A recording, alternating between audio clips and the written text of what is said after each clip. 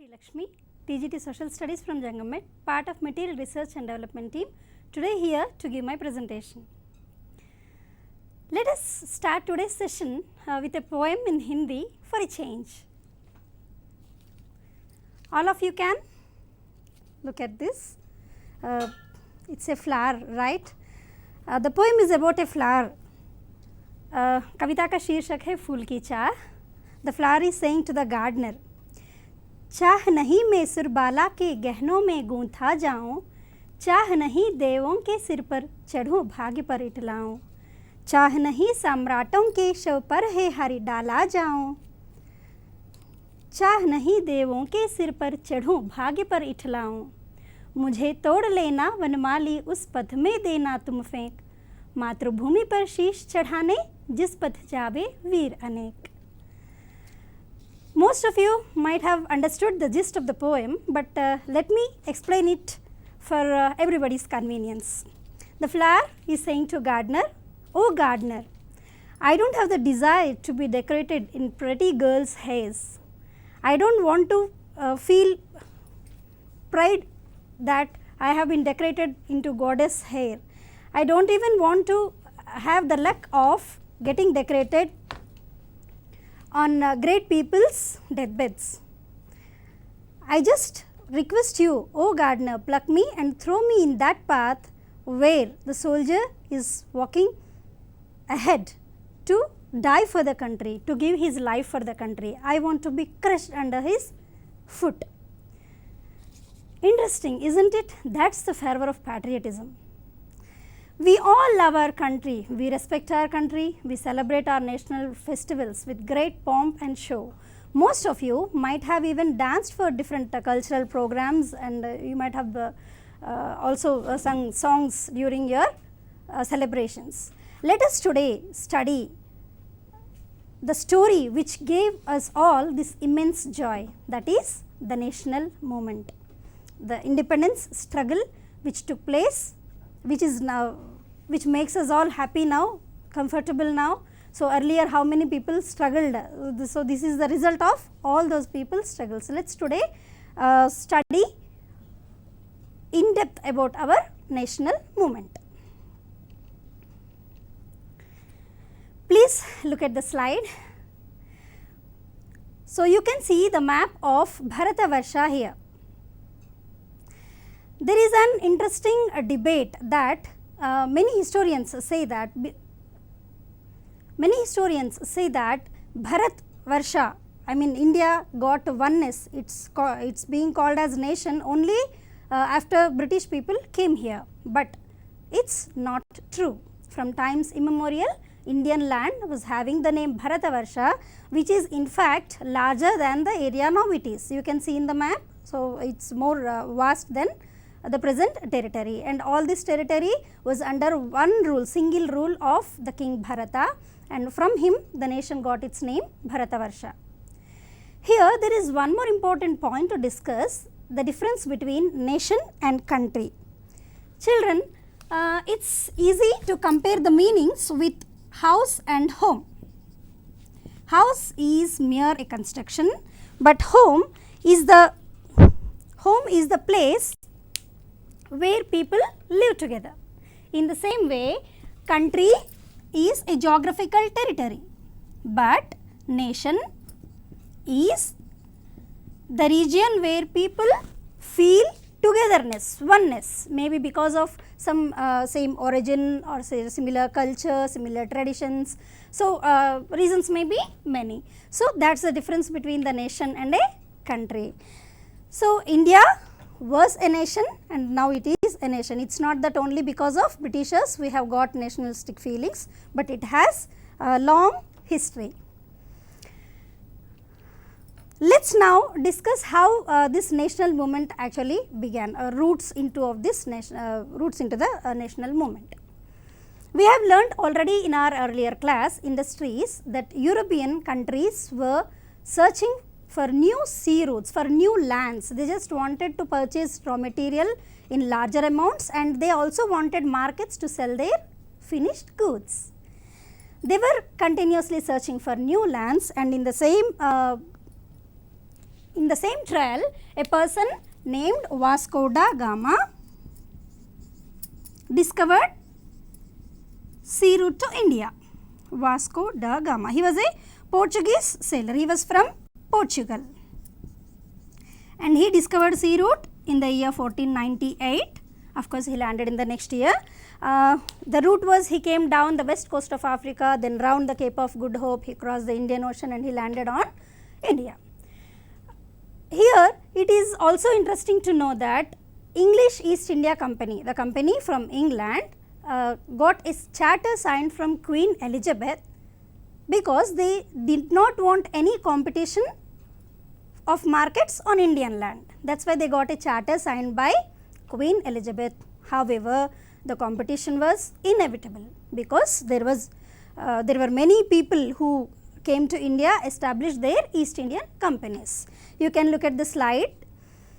English East India Company established itself in 1600, and then came Dutch people, they established 2 years later, and Danish people, people from Denmark. Dutch means people from Netherlands. Okay. So, Danish East India Company was established in 1616 and French East India Company was established in 1664. There was tough competition amongst all these companies for purchasing raw material.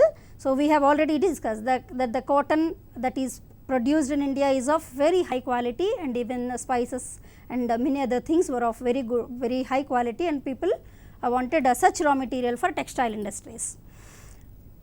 Okay. So, these companies were always in struggle, in competition for getting more and more raw material as well as for markets. Gradually, the competition lessened because some of these teams were eliminated, and finally, English and French were the people who fought for longer period for trade in India. It is also important to understand, to remember a point, that none of these European companies wanted to have political power. I mean, they never thought of annexing any kingdom or conquering somebody's region. So, what they did was all for economy. They just wanted to have trade, they wanted markets and all. But for having markets, for having friendly relations, they tried involving into the local politics also slowly. You can see the here, please look at the slide now. See, there were frequent local wars among these foreign powers, as we discussed now. And Dupleix, a governor from French East India Company, he helped Muzaffar Jung to become the Nawab of Deccan. So, why did he do so? He just wanted to have friendship with Muzaffar Jung so that he can have some trade and markets here and there in Deccan region. And English East India Company defeated Nawab of Arcot in the year 1764. So, this Nawab lost battle in spite of having a huge army. So, English army was less in quantity, but they were all very well trained, and it is really a surprising thing in history that how this Nawab of Arcot lost his battle. And all these East India companies maintained armies, they had built forts, they always fought with each other, they had frequent battles, but all these were, they had only one thing in their mind, that is economy, that is trade. They just wanted to have trade. But slowly they understood that if they conquer the regions, if they themselves ascend the throne, they can have freer and fuller use of the raw materials available in our country. So, the starting point was Battle of Plassey. We all have to remember here this battle, because this is the battle from where English East India Company people started occupying small and large kingdoms. So, this battle was fought between English East India Company and the Nawab of Bengal named Siraj-ud-Dawla. Siraj-ud-Dawla lost the battle and East India Company established its trade as well as ascended the throne. It went on conquering the nearby lands. There were some kings who did not like this, who struggled, who wanted to send them off from our country, but they could not. The reason, the most important common reason, which is very pathetic, is treachery. The word treachery means betrayal, what we call in common terms cheating. A person from king's army cheats the king, joins the opponent team and leaks the secrets that belong to this king. This was the common point of for the reason for the defeat of many kings, and that is the way how this English East India Company could acquire so many kingdoms. When we speak about this loyalty or non-loyalty, I would like to quote about a film character here named Kattappa. Most of you might have seen the movie Bahubali. So, this Kattappa is a character created. He is a man of loyalty. Though he has lot of anguish and hatred towards the king Ballala Deva, he was bound to the throne. He never thought of doing any harm to his king. If such Kattappas were everywhere in Indian territories, English would never have got a chance to ascend the thrones or to win these kingdoms. It's a matter of pity, it's a matter of sorrow. So, this is the way how East India Company slowly changed its motto from trade to territory. It slowly started occupying different regions, small and big kingdoms as well.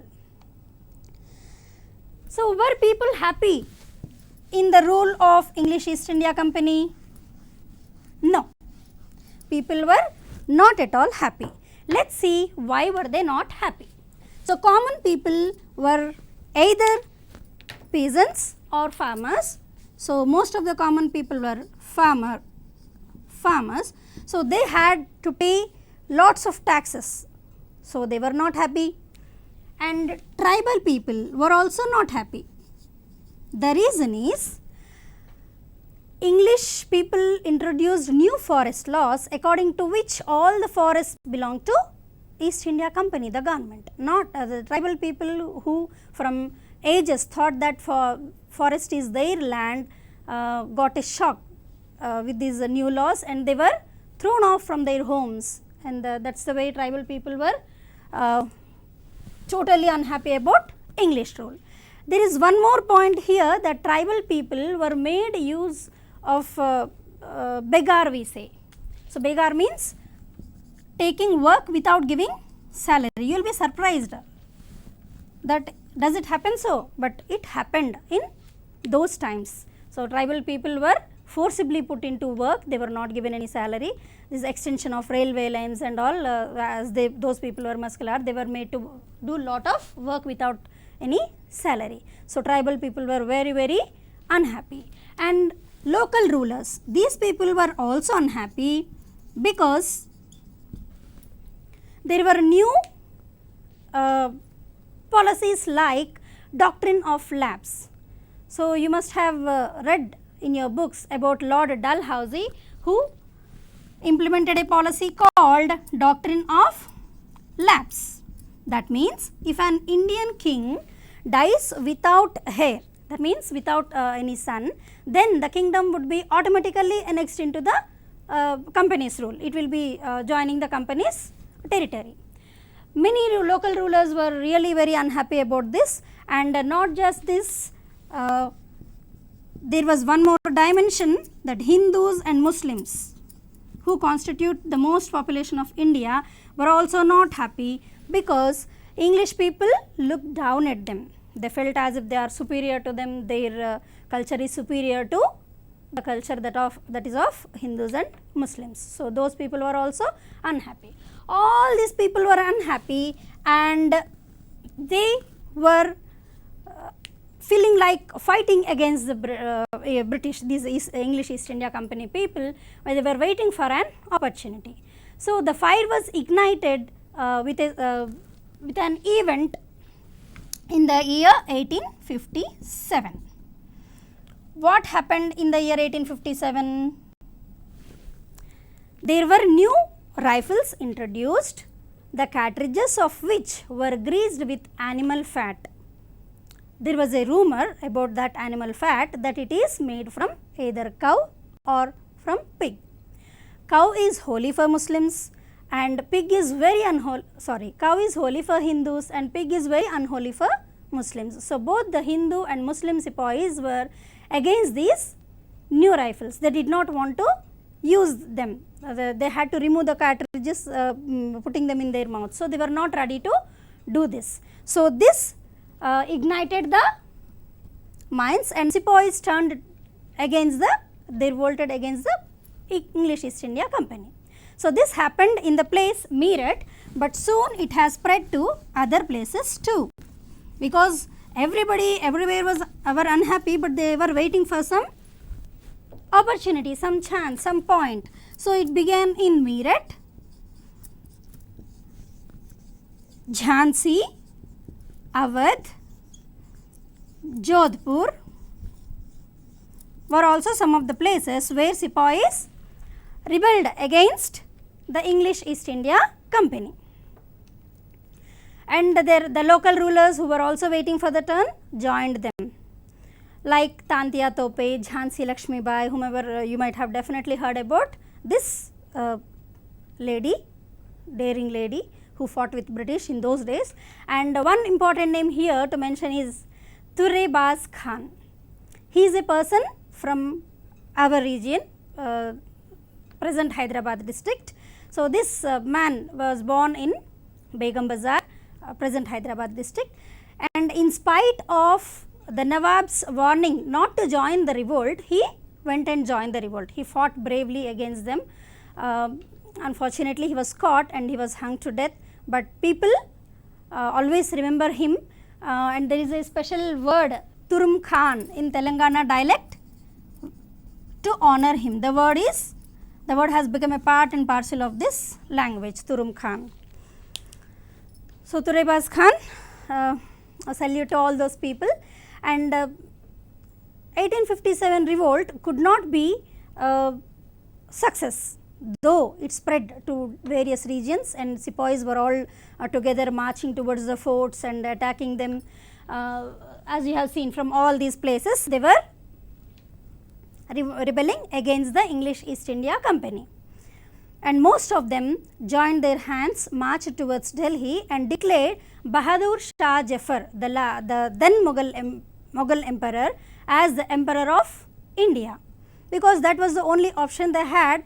So, as we all studied, you might have already known that Akbar, during Akbar's reign, the map was somewhat like Bharatvarsha, as we saw, though not that much vast, but most of the Indian territory was into one hand, the hand of Akbar. But later rulers were not so strong, and that is why they could not maintain that much territory under one umbrella. There were rebels and petty kingdoms emerged. So, once again they wanted that glory, and they declared Bahadur Shah Jafar as the emperor of India. But what happened? English East India Company people suppressed the revolt with iron hand. They treated very cruelly the soldiers. They killed them in inhuman ways and hanged them everywhere, to show the people that if you fight against the British, the English East India Company, the result will be this. People were literally very upset, and Bahadur Shah Jafar was also caught. His children were killed in front of him, and he was sent to Rangoon jail, where this last Mughal emperor died. He was died in Rangoon jail. Who? Bahadur Shah Jafar. So, this revolt came to an end with this, but English people understood the necessity of having good relations with the people, and after 1857 revolt, the governing body changed. That means, the power has changed from the hands of English East India Company to the hands of British government.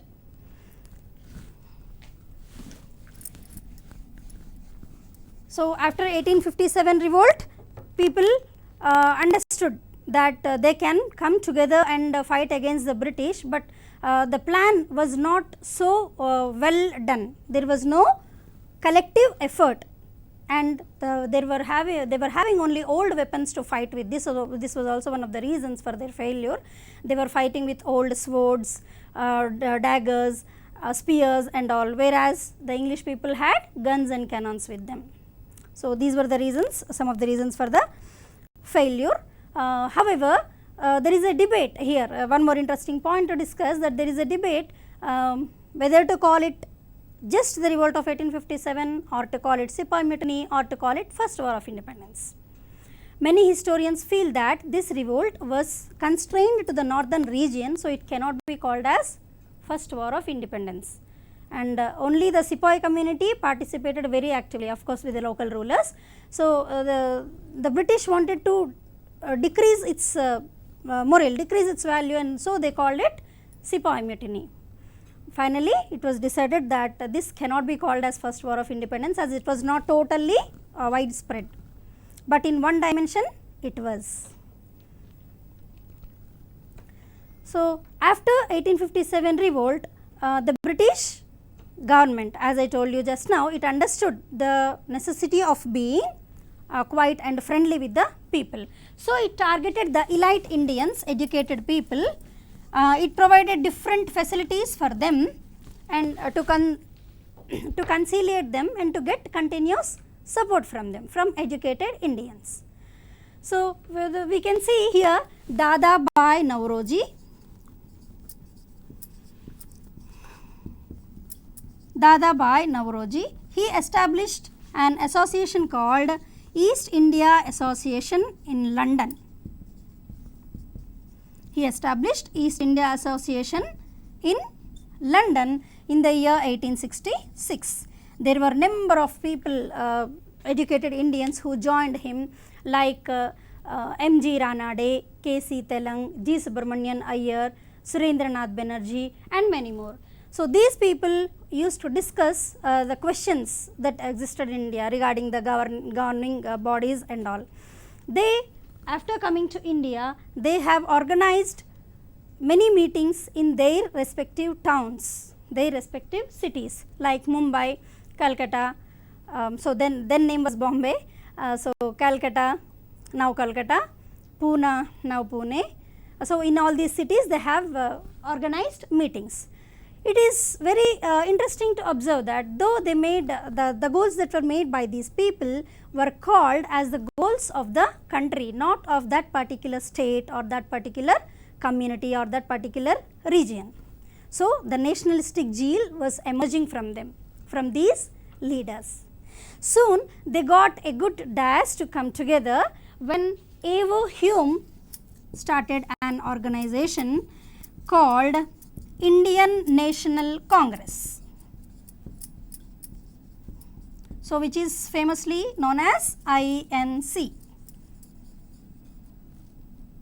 So, the Congress party that we see here even today has its origin so long.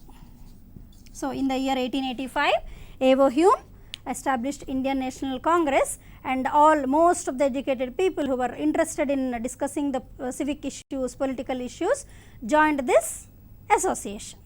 So, the first you can see here on the slide the picture of Evo Hume and Dada Bhai Nauroji. Indian National Congress spread so fast, it got popular so fast that within 1 year there were around 436 delegates that joined the association. So, for the first 20 years, the leaders who belonged to Indian National Congress were called moderates. The first 20 years leaders were called moderates. Why were they called so? Because of their policies. The main principle of moderates was pray and petition. So, at times they made protests also. So, the moderates policies were pray and petition. They believed in British that they are committed to give freedom, they are democratic, they give priority to justice. So, in this way they believed in British, and they wanted, what they wanted is the demand, the greater voice for Indians in administration, that is in government. Gradually in the year 1903, Swadeshi movement was started to give economic impetus to the nation. That means people started recognizing the importance of buying the Swadeshi goods. As we were discussing, they came for markets and the markets were flooded with western cloth. So, gradually after this nationalistic feelings emerged, people understood the importance of being together, having this nationalistic zeal and helping the nation's economy by buying. It is a matter of self reliance. So, it is a matter of buying their own goods. So, Swadeshi movement was started in the year 1903. After 20 years, there was change in the ideas of Indian National Congress leaders, as there was change in the administration of the British. The main reason being the announcement of 1905, that is partition of Bengal by Lord Curzon. They announced that they are doing this for administrative convenience, but they were having something else in their mind, divide and rule policy. They wanted to divide the Bengal population into two to break the unity amongst them and to reduce the impact of this Swadeshi movement. So, moderates were still believing somehow in the British, but some people told that now it is done, we cannot believe anymore, we need to adopt some serious methods to fight against them, to make them understand about the importance of independence, I mean Swaraj. So, there was a split in the year 1907 in Congress session, as you can see on the slide here, moderates versus extremists. So, the important leaders among moderates were Dadabhai Nauroji, Surendranath Banerjee, Badruddin Tyabji and Firoz Shah Mehta. From extremists we have here Lala Lajpat Rai, Bal Gangadhar Tilak, Bipin Chandrapal and Aurobindo Ghosh. So, the first three people, they are often called extremist trio. The word trio, as you all know, triangle stands for the closed figure of three lines in mathematics. So, the word trio means three people. So, the extremist trio were who? Lal, Bal and Pal. Easy to remember, right? Lal, Bal and Pal. Lal, Lala Lajpat Rai, Bal, Bal Gangadhar Tilak, Pal, Bipin Chandrapal. So, these people were important leaders from extremists. What were the policies of extremists? So, they, as I told you just now, they were shocked at the partition of Bengal that took place in the year, that was announced in the year 1905, and this Bal Gangadhar Tilak, he gave a famous slogan called Swaraj is my birthright and I shall have it. So, the methods employed were boycotts. Everywhere foreign cloth was boycotted and it was put to bonfire, and liquor shops and foreign cloth shops were picketed, and Swadeshi movement was given impetus. How? Let us see. The most important industries, as we have discussed in the lesson industries also, were textile industries and iron and steel industry, right. So, in addition to that, we have two important industries established here, one by P.C. Ray and another by Jamshedji Tata. The industry established by P.C. Ray, Prafulla Chandra Ray, was Bengal Chemicals and Pharmaceuticals in Bengal region, and Jamshedji Tata established TISCO. About this we have already learnt in our lesson industries, Tata Iron and Steel Company. So, these industries really helped a lot, gave a great boom to Swadeshi movement.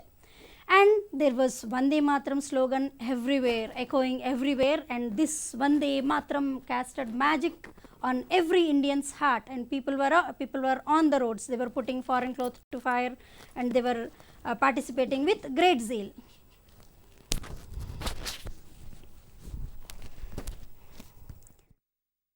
The next, so by the year 1916,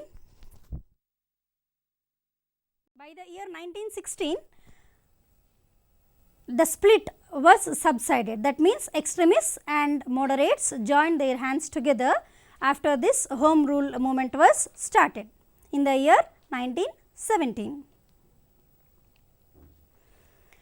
Meanwhile, what happened with the British? There was World War I from the year 1914 to 1919. As you all know, Germany, Austria and Hungary on one side, and Britain, France and Russia and many other countries on other side, they were fighting, and this war was fought for long 4 years.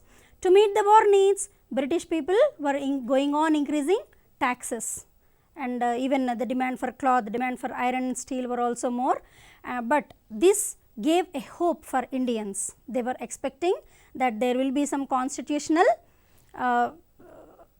amendments, arrangements, and there will be some democratic rule that will be awarded to them after this First World War, but their expectations were never, they never became true. Instead, there were harsher laws. As you can see here,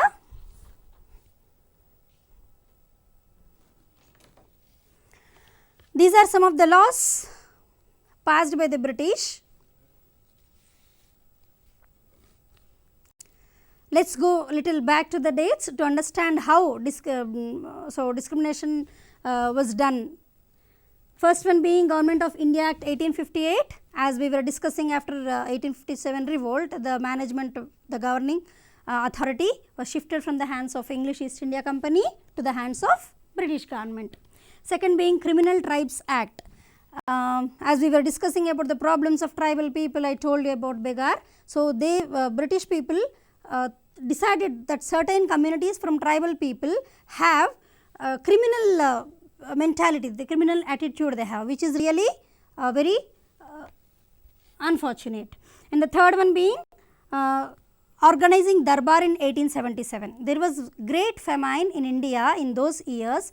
People were not getting food grains, and these people organized Darbar with great pomp and show. This really pinched Indians. And in the year 1878, there were two acts passed. One is Vernacular Press Act and another is Arms Act. Vernacular Press Act means the act which arrests the people from publishing something against the British government. Vernacular means local. So, press actually acts as media between the government and the people. It explains the people about the policies of the government, and it conveys the feelings of the people, opinions of the people to the government. But here the press was made inactive. They were not given freedom to publish whatever is happening with the government. And Arms Act is another act which, according to which no Indian is allowed to carry an arm. That means English people can carry, but Indians cannot.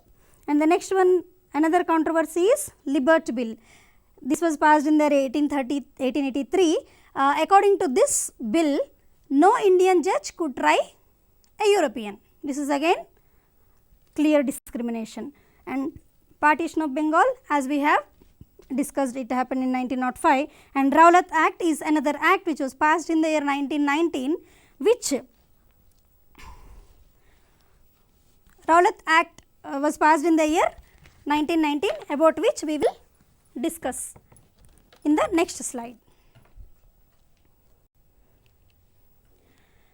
So, before that, let us have a look at the slide once again, which is about arrival of Gandhi. So, until 1914, until the world war started, the national movement was led by moderates and extremists. In the year 1915, Mahatma Gandhi entered the scene, and the pace of the movement has changed a lot.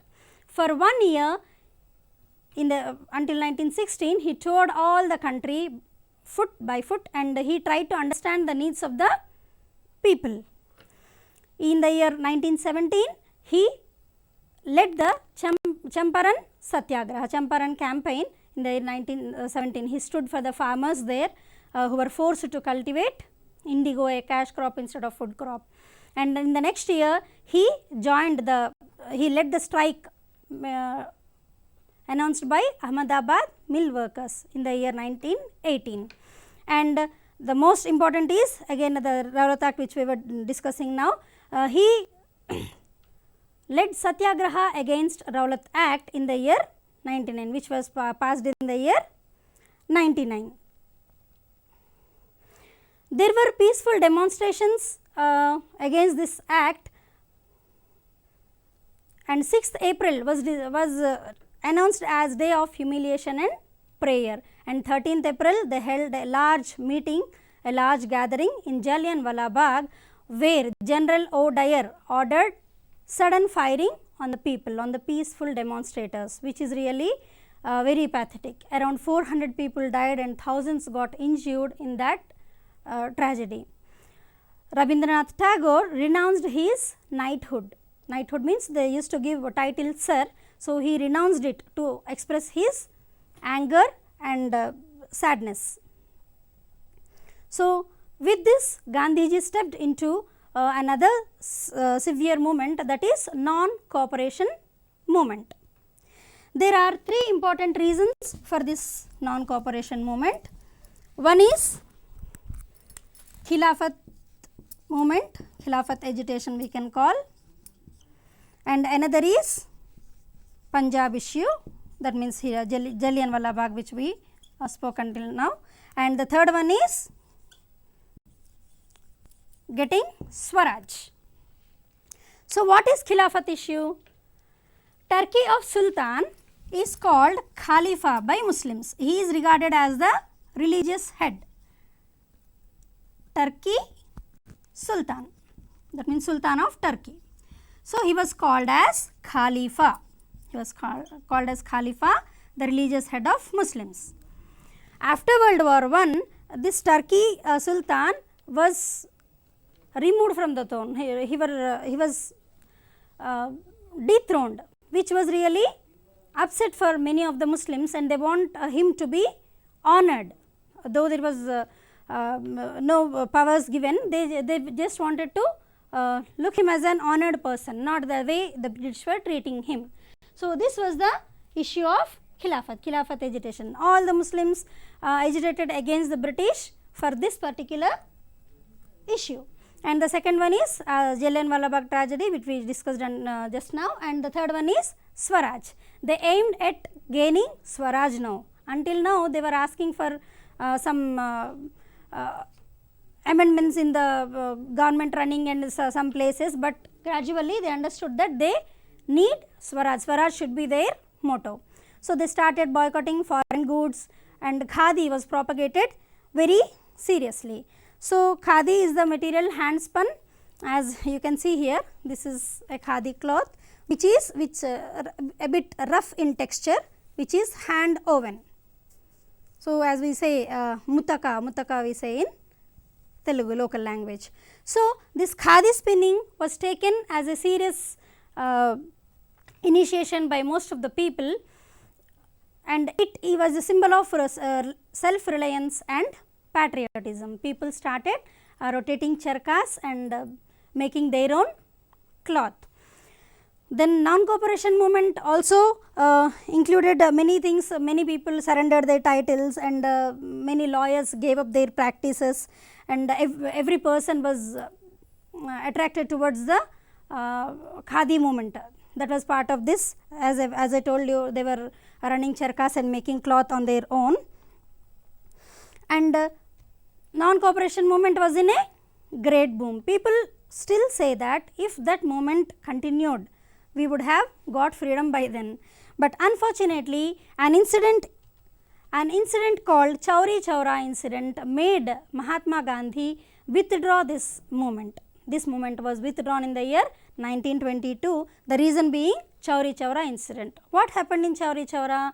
People set fire to a police station in which around 22 policemen died, and this is the reason which made Mahatma Gandhi withdraw this non-cooperation movement. This was announced as withdrawn.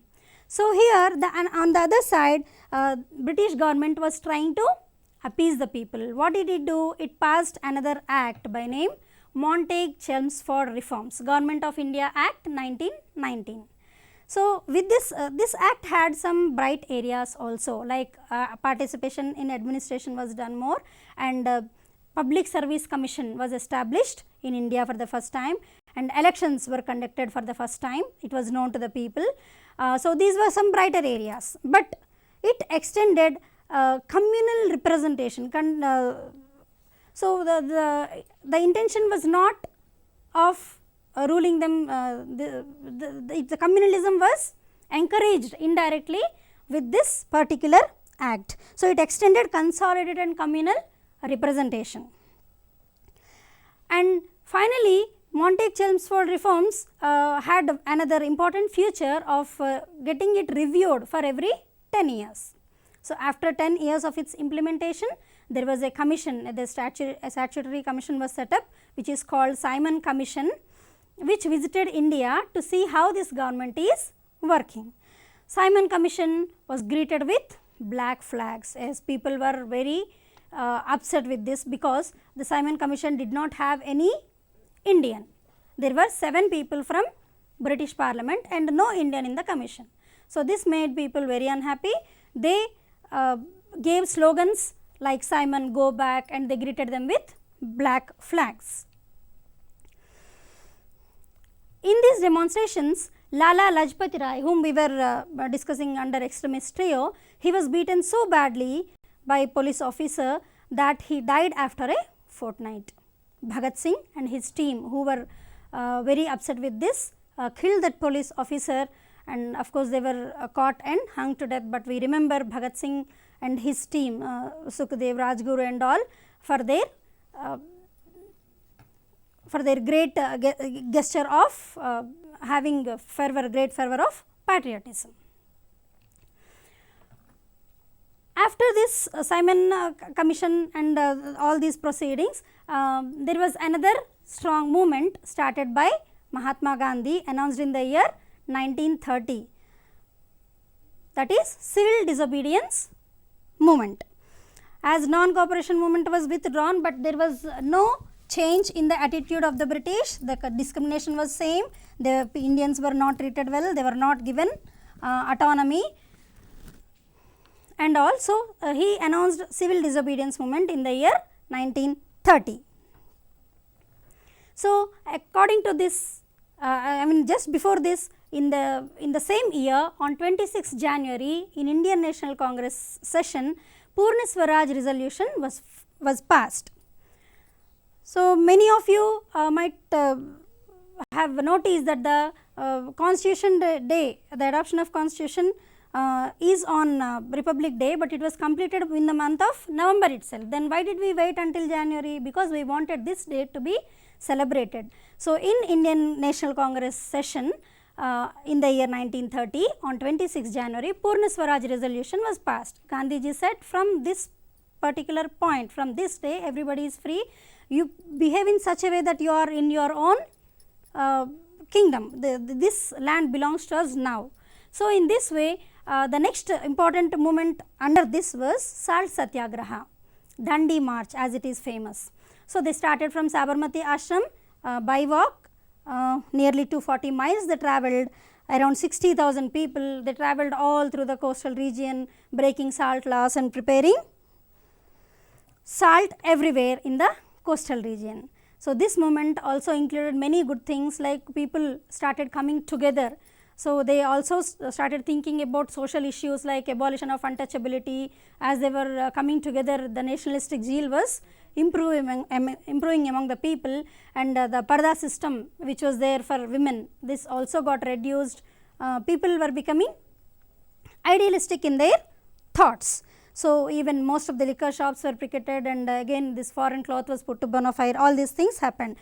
Press became very active. It started giving all the advancements of the Salt Satyagraha to the people of the country, and people started leaving colleges, schools that are run by the government, and many lawyers gave up their practice. All these things were seen in civil disobedience movement. So, British had to respond to this when this was happening in such a large scale. So, what did they do? They passed one more act of Provincial Act of Government in the year 1935. According to this act, they gave autonomy to provinces. They declared that elections will be conducted in which many people can participate now, and Indian National Congress participated and won nearly 7 seats out of 11. But things were not going on well. In the year 1913, Second World War started. When the Second World War started, Britain again asked for the help. They asked us for the help. So, Congress leaders said that they do not have any objection to help, but they want democracy. The British people should leave them, for which the British did not accept. So, out of to show their opposition, all these Congress ministers resigned. And then started the most important movement, to say that the last movement, that is Quit India movement in the year 1942. So, as we have just we could make out how serious civil disobedience movement was. So, this was more serious than that. They were planning for so many things, but what happened on 8th August, as Quit India movement was announced, they arrested all the leaders. All the leaders were arrested and put behind the bars, and people went everywhere. They started destroying all public property like railway lines, telegraph lines and all these things. There was so great havoc all around the country. Number of people, number of Congress leaders were arrested and put behind bars. In other area, there was something else happening. Let us see what it is. That is about Indian National Army. Okay, you immediately remember the name of Netaji Subhash Chandra Bose. I understand, the great person who gave a quote, "Give me blood, I will give you freedom." You might have heard this slogan in some fancy dress competition, right? So, here this Indian National Army was actually formed by Captain Mohan Singh in the year 1942, and the army was led by Rash Bihari Bose. He handed over the army. Netaji revived this army, and he trained them to fight against the British under this World War II. They fought bravely for 3 years. At one point it was appearing as if Allied powers will win, but unfortunately they got defeated, and this army also got defeated by the British. But for his bravery, we remember Netaji Subhash Chandra Bose forever. It is believed that he died in a plane crash, but some people doubt.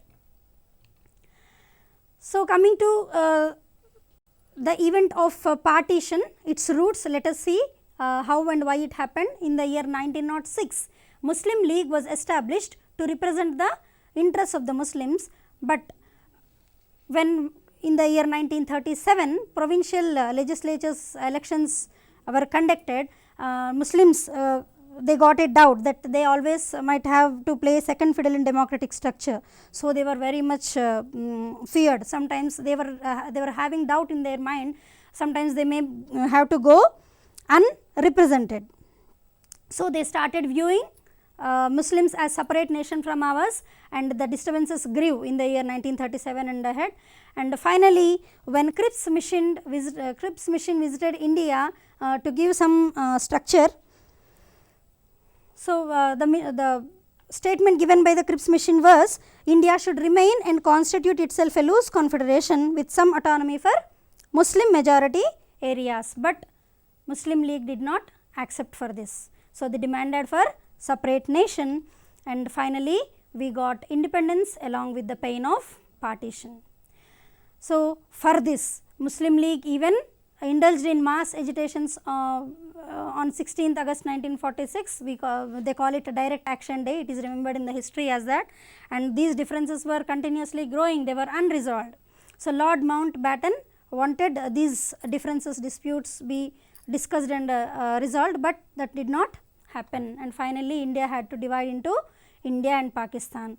So, Lord Mountbatten plan, which gives us freedom, also divided us into two nations, India and Pakistan. So, joy of independence with the pain of partition is really very unfortunate to see. So, this was the story of national movement. So, as so many leaders sacrificed their lives, and finally, we got independence along with this pain of partition. Even after independence, the differences were not resolved. There were a lot of disturbances in both India and Pakistan.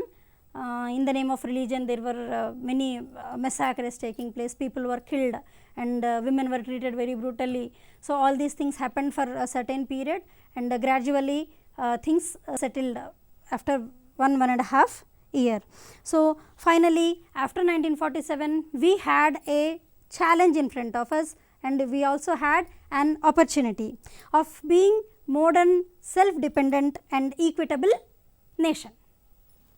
So, we took the challenge, and we could make lot of development. As we can see now, India is now leading in many things, and most of the people from our country are in very good positions working for great organizations in different countries, though it pinches a bit that brain drain is happening, but still it speaks about the talent of our people. So, what can we do? What should we learn from this national movement? What is our takeaway?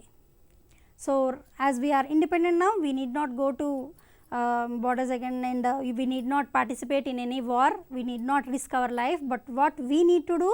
We need to do something that is in our arena. What can we do? We can take good care of our surroundings, we can throw the things in proper places in bins. This is not a small matter.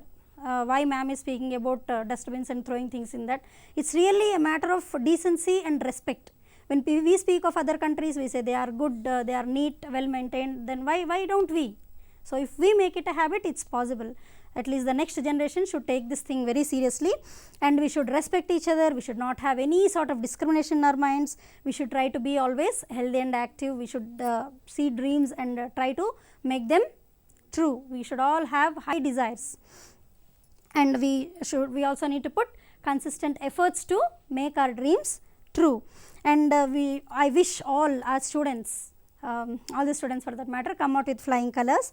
And finally, I would conclude the session with the quote of Dr. APJ Abdul Kalam: dream is not something that you see in the sleep, but dream is something that does not allow you to sleep. So, of course, you are all children, sleep well, dream well, but never forget that you need to realize your dreams, you need to work in the direction of making your dreams true. It is time for you to take the project now. Project work. Collect or draw the pictures of your favorite national leaders and make an album. Collect or draw the pictures of your favorite national leaders and make an album. Second one is prepare a timeline chart of all the major events that led to the independence in India. Prepare a timeline chart of all the major events that led to the independence in India. Dear kids, I am sorry that I forgot to show a map here. I brought it for you all, a colorful one.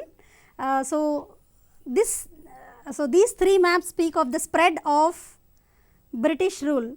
So earlier this was the region, pink region, which was under British, and gradually you can see the region increasing, and before 1857 you can see most of the present Indian territory was under the British rule except 4 to 5 kingdoms.